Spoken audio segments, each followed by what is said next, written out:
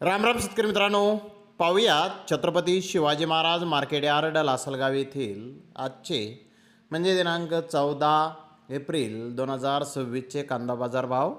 चला तर मित्रांनो, जाणून घेऊयात आज या मार्केटमध्ये कांदा भावाची आवकेची परिस्थिती नेमकी कशी होती. तर मित्रांनो, आज लासलगाव येथे उन्हाळी कांद्याचे 368 वाहनांमधून कांद्याची आवक आली होती. उन्हाळी कांद्याचे बाजारभाव 500 रुपयापासून 1500 रुपये क्विंटलपर्यंत लासलगाव येथे आज निघाले.